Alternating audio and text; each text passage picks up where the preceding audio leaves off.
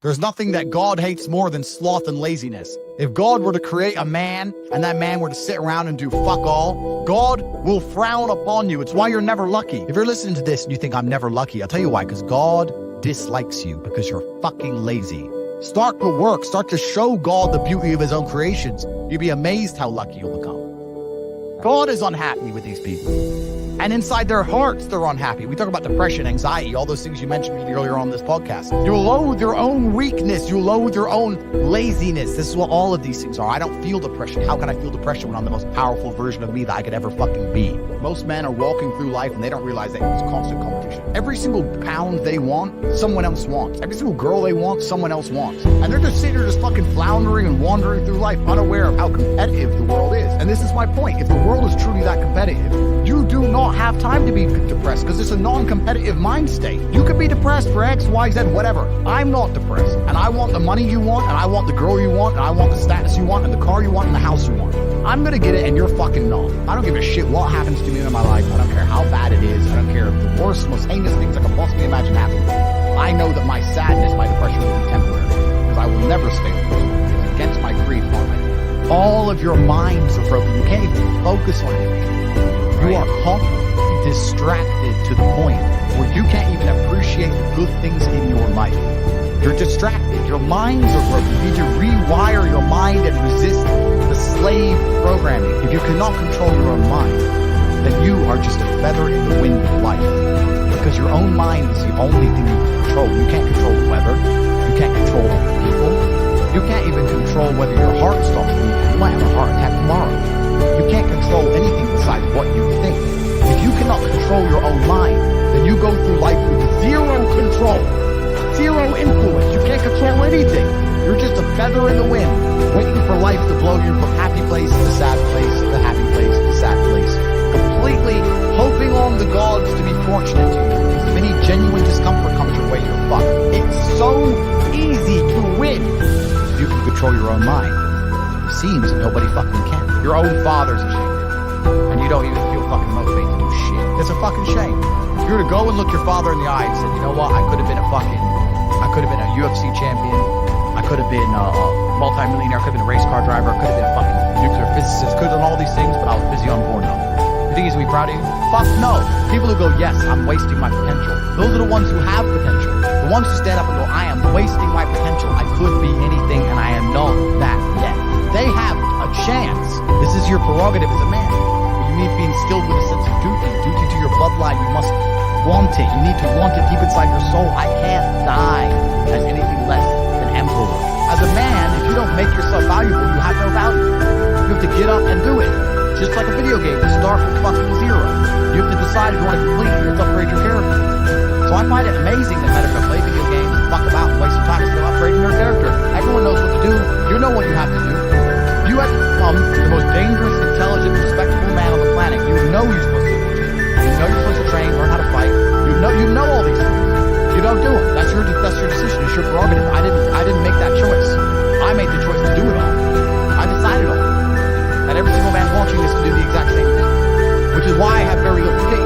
When I do these streams, people think I'm arrogant or I'm rude to people. But if you've made a fucking decision to be less than you should be, then I believe you should be mocked for that. And me as a man, when I put myself through hell, when I have had such exacting, such stringent standards for myself, why would I then have less exacting, stringent standards on the people I meet? Why would I put myself through hell to be me and then meet someone who didn't put themselves through hell and then treat them like my equal? No, fuck you. I suffered when you didn't. So you're not my equal because you decided not to suffer. You have enjoyed comfort when I haven't, and that's fine, but don't expect me to look at you as my equal because you're not, because I put myself through hell. I put myself through hell because I decided to throw comfort away.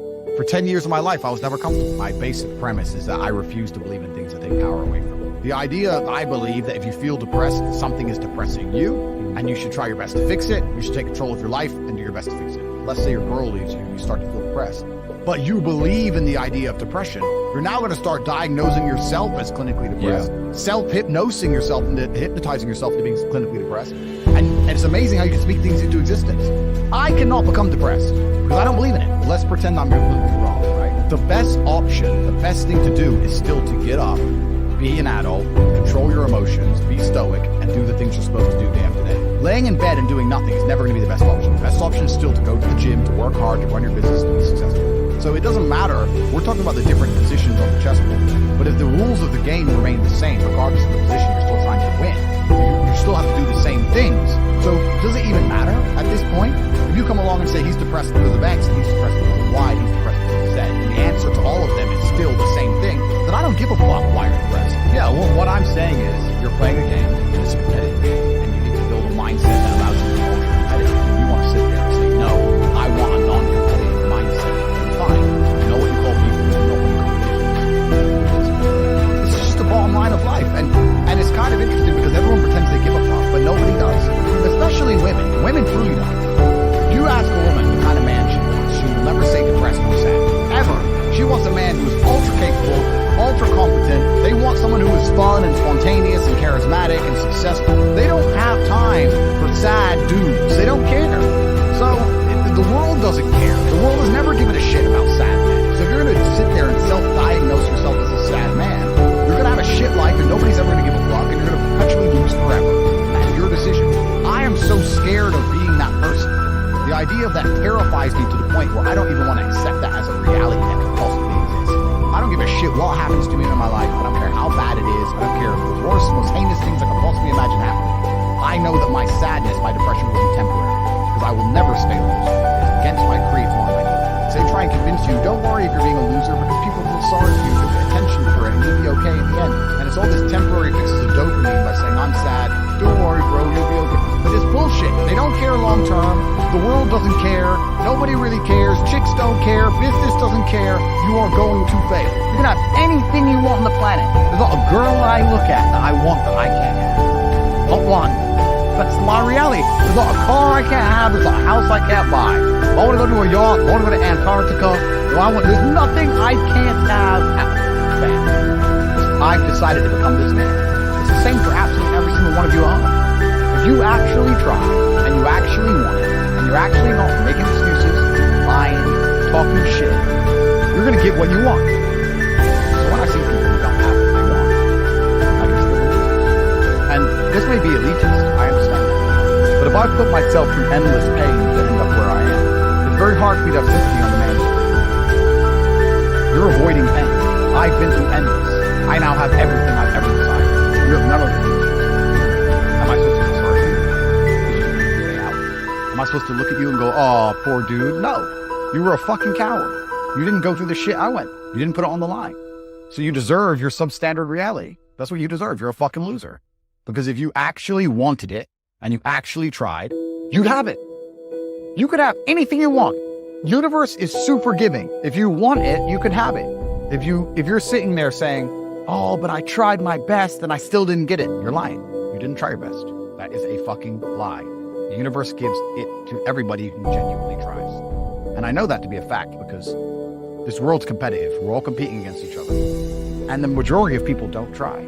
Like I've achieved this amazing life and I've tried very, very hard.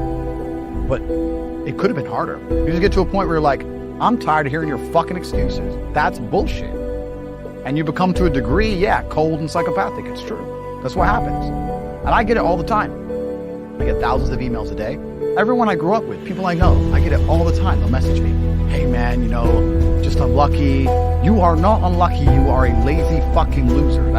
You are not unlucky. You're breathing. You're lucky. The unlucky ones are gone.